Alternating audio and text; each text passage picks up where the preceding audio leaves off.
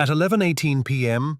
on October 8, 1944, a Marine rifleman named Private First Class Tom Rourke lay face down in wet kunai grass on the western edge of a coral ridge, listening to an entire island move in the dark.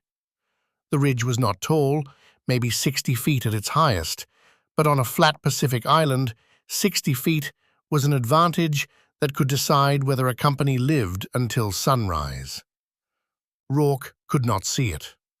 3 hours earlier, at 8:06 p.m., a Japanese mortar round had landed short of the Marine line. A shard of coral and metal had whipped across his face like a thrown knife. It did not remove his eyes. It did something worse. It filled them.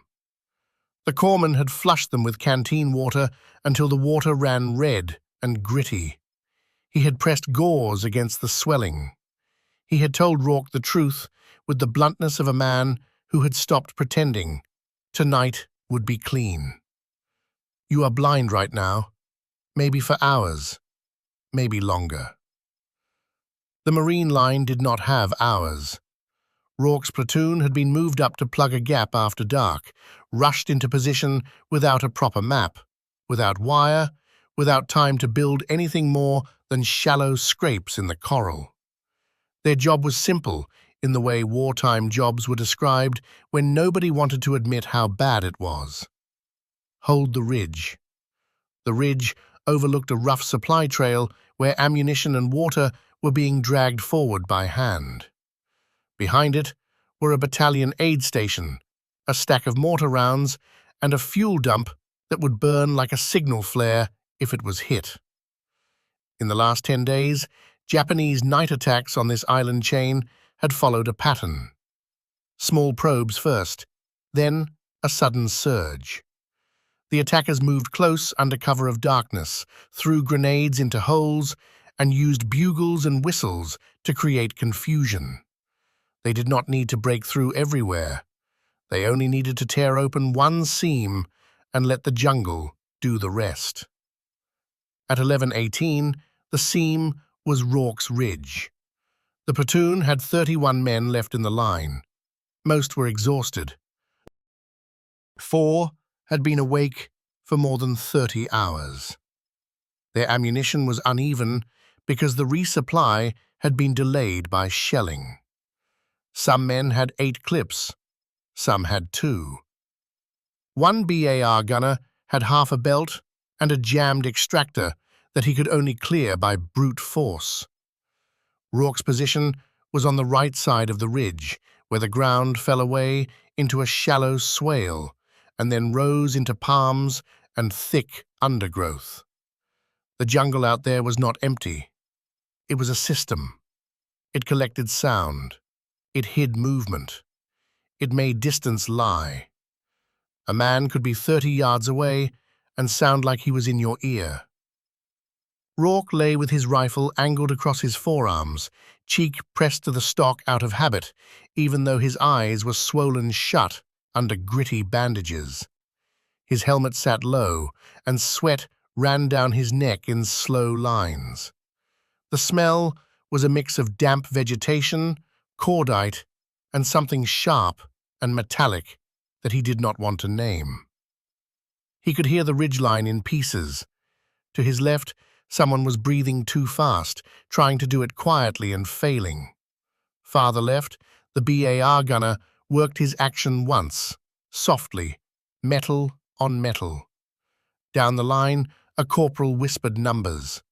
Not to talk, to count. Rourke knew what that meant. Counting men, counting grenades, counting time. A whisper drifted behind them from the battalion aid station area where stretcher-bearers moved in the dark. A low moan. A quiet prayer. Boots in wet soil. Then something else. A dry click. Not Marine gear. Japanese rifles had a different sound when their bolts moved. Different metal. Different rhythm. Rourke had heard it twice before on another ridge, 2 islands ago, when a patrol stumbled into a listening post and only one man came back. The click came again, closer, and then stopped. Rourke's platoon leader, 2nd Lieutenant Harris, crawled behind the line, staying low. Harris had a voice that was calm because it had to be. He stopped behind Rourke and put a hand on his shoulder. Rourke could not see him, but he could feel the weight of the hand through the fabric. It meant, "You are still here." It meant, "You are still counted." Harris leaned close. "You can't see?" "No, sir." "Can you hear?" "Yes, sir." Harris paused. In the dark, even that pause was information. It meant Harris had already decided something and was measuring whether he hated it. Rourke had been a decent shot in daylight. On the range back in the States, he qualified expert once, sharpshooter twice. In the jungle, he was average. Everyone was average in the jungle. The jungle made everyone equal. But Rourke had a gift that was not on any range card. He could place sound in the dark with frightening accuracy. He could tell you whether a step was barefoot or boot, whether a man carried a pack or only a rifle, whether a branch snapped under weight or was brushed aside. Harris had learned that during a night movement 2 weeks earlier, when Rourke had quietly warned, 3 men, left to right, 20 yards. And the squad had waited until the silhouettes came close enough to confirm. Harris spoke again. "They're forming out there. I need you to listen. I need you to tell me where." Rourke swallowed. The bandages pressed against his eyelids. Every pulse of his heartbeat made his eyes throb. "Yes, sir." Harris crawled away, leaving the ridgeline to its own breathing. At 11:23 p.m., the first probe came. It did not announce itself. It never did. A shape moved somewhere down in the swale, brushing grass, stopping, brushing again. Rourke could not see it, but he heard the logic of it. Slow, deliberate movement. A man trying not to sound like a man. Then a soft, metallic clink. A grenade spoon tapping against something. Rourke lifted his left hand and made a small, flat gesture toward the swale. 2 fingers, down and forward. The gesture meant movement below. The Marine next to him, a kid from Ohio named Kemper, shifted his rifle and leaned forward in his hole, eyes wide in the dark. Kemper whispered, "You sure?" Rourke did not answer with words. He didn't want to make sound. He tapped the edge of his helmet twice. "Yes." A moment later, a whistle sounded from the jungle. 1 sharp note, then another, farther left, then a third, farther right. The whistles were not for courage, they were for coordination. They told the attackers where they were in relation to each other without using voices. They turned the dark into a grid. Rourke's throat tightened. The ridge was about to be tested. At 11:26 p.m., a Japanese soldier crawled into view at the bottom of the swale, close enough for the Marine line to see him as a darker shape against darker grass. He was not charging. He was sliding forward, feeling the ground, trying to locate holes by touch. Someone on the Marine line fired once. The shot cracked open the night. The tracer burned. The Japanese soldier flinched and flattened. Then the ridge erupted. 3 grenades arced in from the swale. The first landed short and rolled into grass. The second hit the lip of a hole and bounced into the line. The third landed behind them, near the shallow trail. Harris shouted, "Grenade!" A Marine kicked 1 grenade away and dove back. Another grenade went off in the grass with a blunt thump that sent dirt into the air. The grenade in the line detonated with a harder snap, coral fragments slicing and pinging off helmets. Rourke felt something strike his left shoulder like a hammer. He did not know whether it was shrapnel or flying coral. His arm went numb for half a second. Then pain arrived, hot and focused. He clenched his teeth, kept his rifle pointed toward the swale, because the grenades were not the attack. They were the doorbell. At 11:27 p.m., the first wave moved. Rourke heard it as a change in the jungle's rhythm. The undergrowth began to hiss and crackle under dozens of feet, not running yet, moving fast, low, controlled. Harris's voice cut through the noise. "Hold your fire! Let them come!" This was doctrine, and it was not. In daylight, you could engage at range. At night, range was a lie. Firing too early only revealed your positions and wasted ammunition into darkness. But letting them come meant letting them get close enough to throw more grenades. Rourke listened. He heard breath, many breaths. He heard equipment knock lightly, then stop, as hands corrected it. He heard a man stumble, catch himself, and hiss a command in Japanese. He didn't understand the words. He understood the tone. "Hurry, stay down." Then he heard something that made his stomach drop. A bugle. One short call, low and urgent, from the jungle's right side. It was not a ceremonial sound. It was a signal that meant the attack was committed. It meant the next 2 minutes would decide whether the ridge held or folded. Rourke whispered into the dark, low enough that only Kemper could hear. "Right side. Most of them. They're stacking right." Kemper relayed it down the line in a chain of whispers. Harris crawled back, close enough that Rourke could smell tobacco on him. "How many?" Rourke listened again, forcing himself to separate sounds. Footfalls in grass, footfalls on coral, the heavier sounds of men carrying packs, the lighter sounds of men moving with only rifles. "A lot," he said. "More than a squad, 2 squads." Harris exhaled once, steady. "We're going to break them before they reach the holes." Rourke tightened his grip. He could not see his front sight. He could not see the ridge. He could only hear an entire attack forming in the dark. And then, as the first Japanese soldiers reached the lip of the swale, Rourke heard one man's boots scrape coral rock to his immediate right. Too close. Already too close. The enemy had found the seam, and Rourke, blind and bleeding, was sitting on it. The first Japanese soldier reached the Marine line at 11:28 p.m. He did not announce himself with a shout or a charge.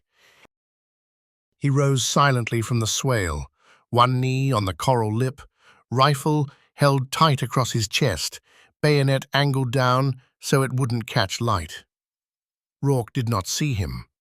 He heard the change in air. A man climbing creates a brief pause in sound. Footsteps stop. Breathing changes. Muscles tighten. The jungle seems to inhale. Rourke fired. The shot went low, instinctively, aimed where a torso should be if a man was climbing. The recoil slammed into his shoulder wound and sent a jolt of pain down his arm. The rifle's report cracked like a board snapping. There was a wet impact sound directly ahead of him, followed by a grunt that cut off mid-breath.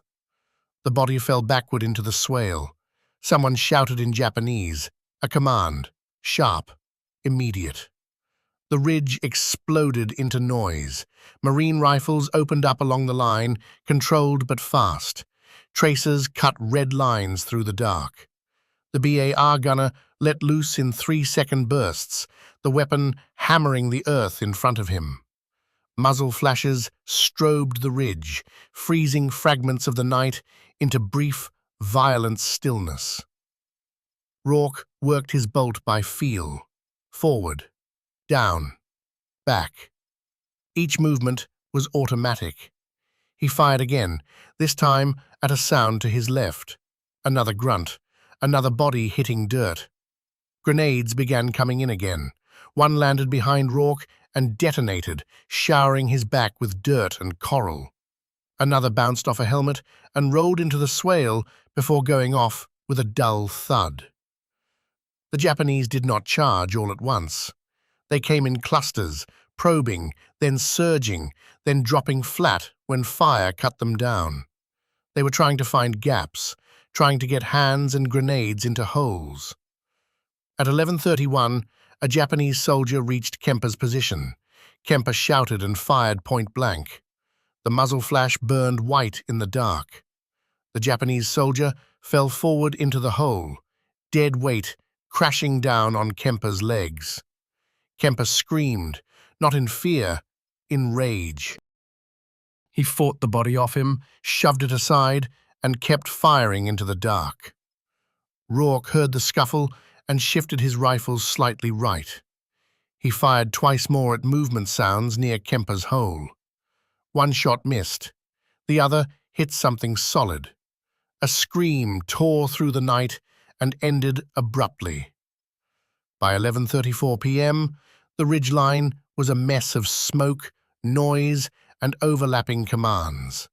Harris crawled behind the line, shouting orders, grabbing shoulders, pulling men back into position when they rose too high. "Hold your ground! Don't chase them! Stay in your holes!" Rourke's world had shrunk to sound and recoil. He no longer tried to picture the battlefield. He could not afford imagination. Imagination wasted time. Instead, he built a map in his head made of noise. There was the swale in front, where bodies were beginning to pile up, and dead-weight muffled footsteps. There was the right-side jungle, where movement was thickest. There was the left, quieter now, but not empty. And there was behind him, where the supply trail and aid station lay vulnerable. At 11:38 p.m., the first lull came. The firing slowed. The jungle hissed and popped as embers from flares and tracers died out. Someone groaned nearby. Another man coughed and spat blood. Rourke leaned forward in his hole, listening harder than before. Lulls were lies. They meant the enemy was resetting. He heard scraping metal. Not close, farther back. Someone adjusting equipment, someone passing something hand to hand. He whispered, "They're moving back, reorganizing." Harris crawled over. "How many down in front of us?" Rourke paused. Counting bodies by sound was imprecise, but he had been tracking impacts, falls, final noises. "At least 20, he said. Maybe more." Harris nodded grimly. That was only the beginning. The Japanese attack doctrine at night relied on persistence. If the first wave failed, the next would come heavier. They would attack the same ground again and again until the defenders ran out of ammunition, ran out of men, or ran out of will. At 11:45 p.m., the second wave began. This time they came quieter. No whistles, no bugle, just movement. They approached crawling, sliding through the grass and coral, using the bodies of the first wave as cover.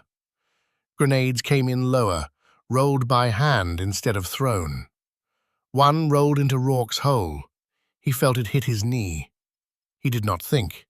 He grabbed it and hurled it back toward the swale. It detonated almost immediately, close enough that the blast slapped his chest and filled his ears with a high, ringing whine.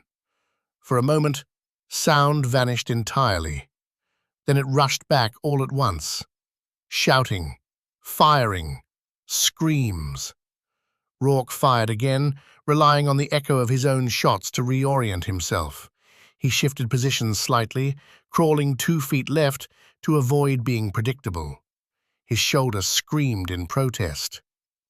A Japanese soldier reached the ridge lip directly in front of him and lunged.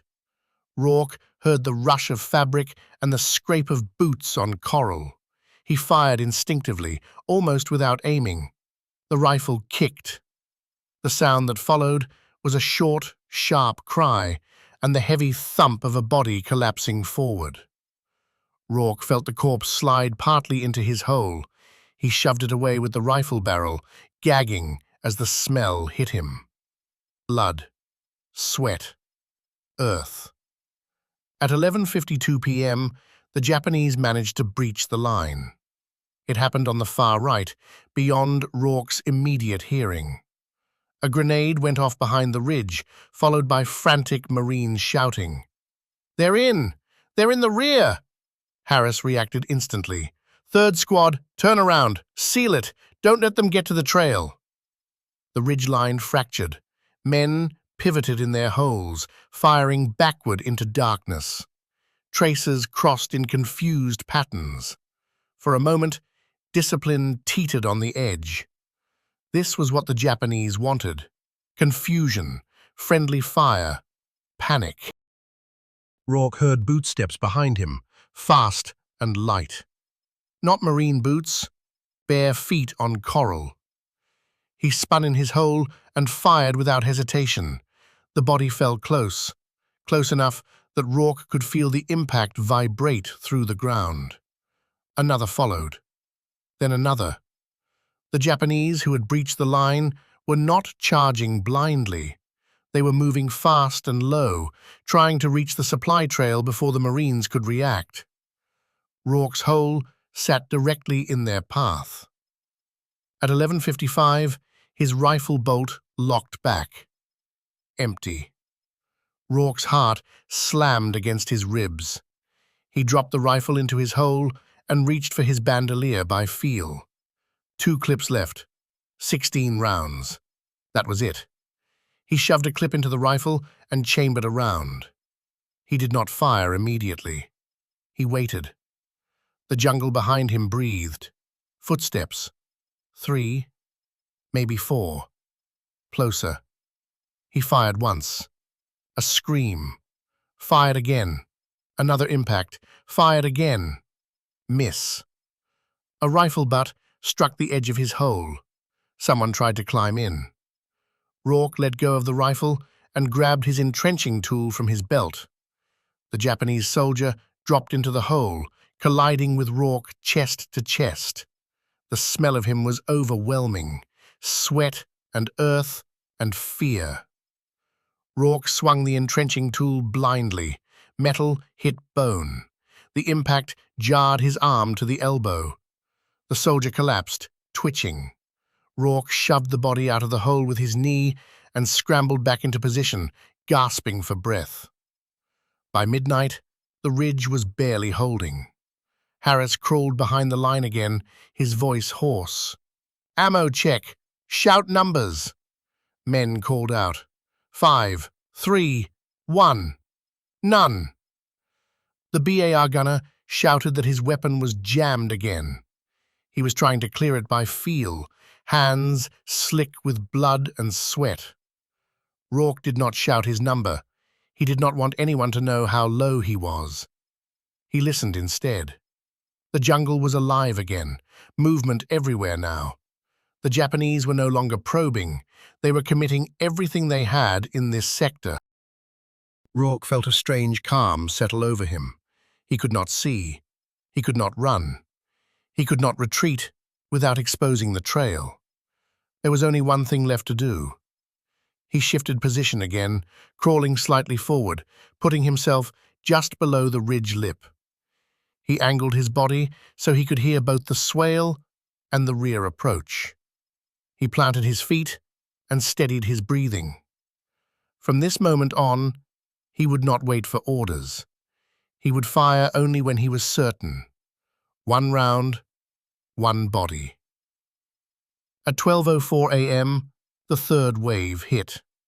This time, they came screaming. Bugles blared from multiple directions. Whistles shrieked. Voices shouted in unison, a wall of sound meant to drown out fear and overwhelm defenders. Rourke fired. Once. The scream ended. He worked the bolt. Fired again. Another scream.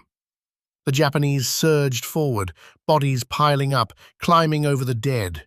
Grenades came in from everywhere. One exploded close enough to knock Rourke sideways in his hole. His ears rang. His vision, already gone, exploded into white pain. He kept firing. At 12:12 a.m., his last round chambered. He fired it. Silence followed, heavy and sudden. Rourke sat in his hole, rifle empty, entrenching tool in his hand, breathing hard. He could hear Japanese voices out there, confused, angry, hesitant. They had not broken the ridge, but the night was far from over. At 12:14 a.m., Private First Class Tom Rourke had no ammunition left. He knew it with the certainty of a man who had counted every round as it left his rifle. The bolt sat locked back. The chamber was empty. The bandolier at his side was slack and useless. He did not tell anyone. In the dark, information was as dangerous as silence. If the men to his left and right knew he was empty, they would instinctively shift to cover his sector. That shift would open another seam somewhere else. The ridge was already stretched thin enough. Instead, Rourke did something quieter. He listened. The third wave had stalled. Not broken, not retreated. Stalled. The Japanese attackers had expected the ridge to collapse under the noise and pressure. It had not. Now they were close, tangled in their own dead, unsure where the Marine line truly was. Rourke could hear them breathing. Close. Very close. He could smell them now too. Sweat, dirt, blood, the faint, sour note of fear. The jungle trapped scent the way it trapped sound. A Japanese voice whispered something 5 yards in front of him. Another answered, slightly to the right. They were crouched low, probably trying to decide whether to rush or pull back and regroup. Rourke eased the rifle down and let it rest against the wall of his hole. He slid his right hand down to his belt and found the grip of his K-bar. He drew it slowly, inch by inch, so the leather sheath would not rasp. The knife felt solid and familiar in his hand. Simple. Honest. At 12:17 a.m., a shape moved at the ridge lip. Rourke heard the faint scrape of fingers on coral, the controlled exhale of a man preparing to pull himself up. He waited until the sound was directly in front of him. Then he lunged. The movement was violent and sudden, a burst of action out of stillness. Rourke grabbed the climbing man by the collar with his left hand and drove the knife forward with his right, aiming by instinct and proximity. The blade hit flesh. The Japanese soldier jerked and made a choking sound that never fully formed into a cry. Rourke twisted the knife and shoved the body forward and down, letting it slide back into the swale. He froze again immediately, knife held low, breathing through his nose. No one shouted, no one fired. The darkness swallowed the act. That was when Rourke understood something crucial. The Japanese did not know he was blind. They did not know he was out of ammunition. They believed the ridge was still covered by rifles and automatic weapons, by men who could see. Fear works both ways. At 12:22 a.m., another man approached. This one moved differently, faster, less cautious. Probably a junior soldier sent forward to test the line. Rourke waited until the man was almost on top of him. He slashed upward, feeling resistance, then warmth. The body collapsed into his hole, knocking the breath from his lungs. Rourke shoved it out again, gritting his teeth against the pain in his shoulder. 2 bodies, then 3, then 4. The Japanese began to whisper more urgently now. Rourke could hear confusion creeping into their voices. They were losing men without understanding how. At 12:30 a.m., Harris crawled behind the line again. He stopped behind Rourke, lowering his voice. "We're almost dry everywhere. BAR's down. Mortars can't fire without hitting us. Battalion says no relief until daylight." Rourke nodded once. Harris leaned closer. "Can you still hear them?" "Yes, sir." "Where?" "Everywhere." Harris stayed quiet for a moment longer, then moved on. At 12:38 a.m., the Japanese changed tactics. Instead of rushing the ridge, they began throwing grenades blindly, rolling them towards sound, hoping explosions would clear holes without costing lives. One grenade rolled into the swale and detonated, showering Rourke's hole with dirt. Another exploded behind him, closer to the supply trail. A third landed directly at the ridge lip. Rourke heard it clink and bounce. He did not have time to throw it back.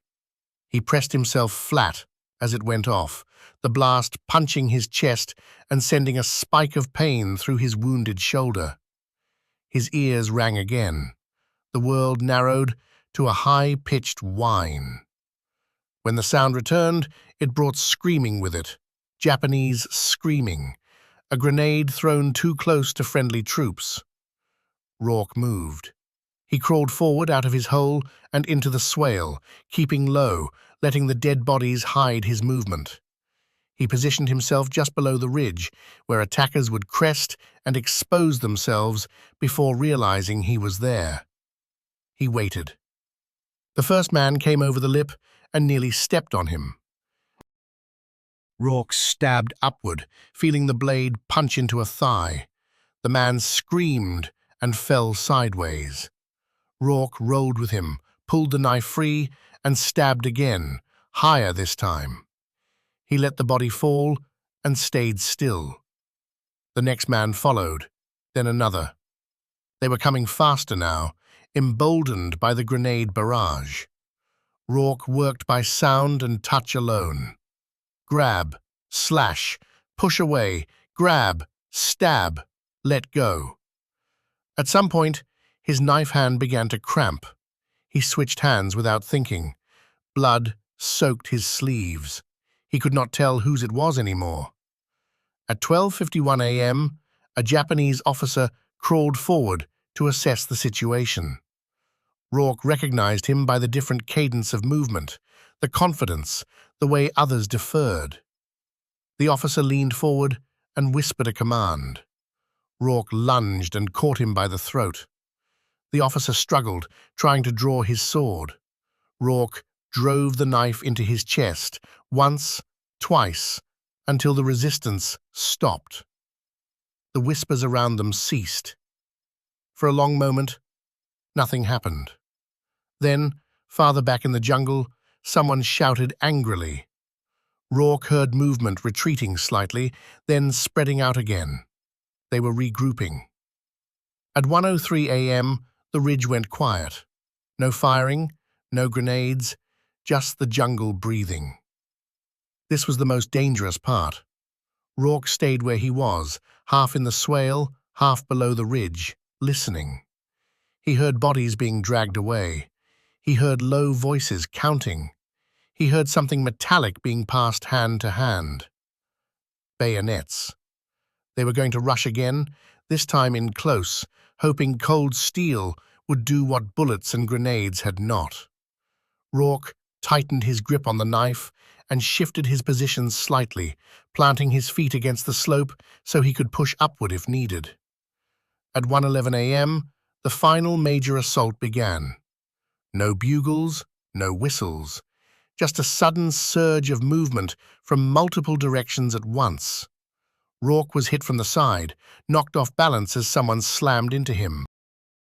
He rolled, slashing blindly, feeling the blades strike flesh. He was grabbed from behind, arms locking around his chest. Rourke drove his head backward, smashing into a face, teeth cracked. The grip loosened. He twisted free and stabbed again. Another body fell. Then another. Hands grabbed at him. He felt a bayonet scrape his ribs, slicing fabric and skin. Pain flared white-hot. He ignored it.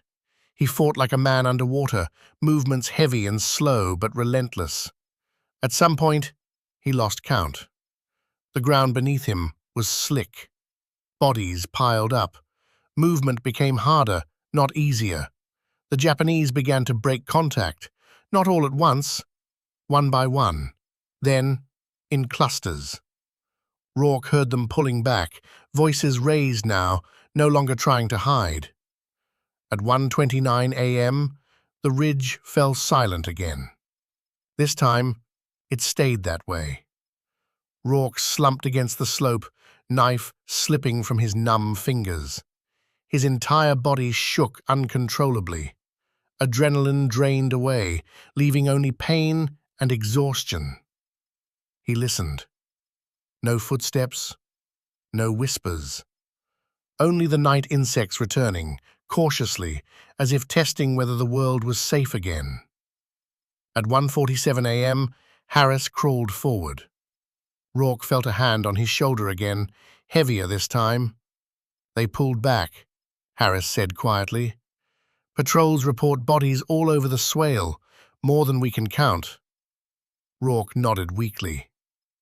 "You did good," Harris said. Rourke did not answer. At 2:10 a.m., the Marines on the ridge began to realize something was wrong with Rourke. He was slumped forward, unresponsive, knife still clenched in his hand. A corpsman crawled over and checked him. "Alive," the corpsman said. "Barely." They dragged Rourke back toward the aid station, careful not to trip over the bodies littering the ground. As they moved him, someone turned on a shielded flashlight for just a second. The beam swept over the swale. Bodies everywhere. Dozens. Then more. Stacked, tangled, overlapping. Someone swore softly. At 3:40 a.m., the Japanese attempted one last probe. It died almost immediately under Marine fire. They did not come again. Dawn was still hours away. Dawn came slowly, the way it always did after nights like that, as if the sun itself needed time to decide whether it wanted to look at what had happened. At 5:12 a.m., the sky over the ridge lightened from black to charcoal. Shapes began to separate from one another. Palms became palms. Grass became grass. Bodies became bodies. The Marines on the ridge stood up carefully, stiff and exhausted, weapons hanging loose in their hands. Nobody cheered. Nobody spoke much. They had learned that daylight after a night attack was not a moment of victory. It was a reckoning. Patrols were sent out first, moving cautiously into the jungle in pairs. They expected booby traps. They expected wounded Japanese soldiers pretending to be dead. They found neither. What they found was silence. At 5:27 a.m., a patrol reached the bottom of the swale in front of Rourke's sector. One of the Marines stopped and stared. Jesus Christ! Bodies lay everywhere, some piled against the ridge lip, others scattered down the slope, some half hidden in grass, some tangled together where they had fallen over one another in the dark. Bayonets, rifles, helmets, packs. Blood soaked the coral earth so deeply it looked dark even in full daylight. The patrol leader began counting out loud without realizing he was doing it. 10, 20, 30. He stopped at 50 because the numbers stopped making sense. At 5:41 a.m., Harris walked down into the swale himself. He moved slowly, stepping around the dead, scanning the ground. He recognized where the breaches had almost happened. He recognized the shallow depression where Rourke's hold had been, now barely visible under churned earth and blood. He also recognized something else. Most of the bodies were concentrated in a narrow arc, no more than 15 yards wide, directly in front of Rourke's position. Harris crouched and picked up a Japanese rifle. The bolt was still closed, unfired. Many of the dead had never fired a shot. At 6:03 a.m., the battalion commander arrived on the ridge. He had been awake all night, listening to reports come in over the radio, trying to piece together what was happening in fragments and static. Now he stood on the corral, helmet under his arm, and looked down at the swale. "How many?" he asked quietly. No one answered right away. "We stopped counting at 100, Harris said finally. "And that was just here." The battalion commander frowned. "That's not possible." Harris didn't argue.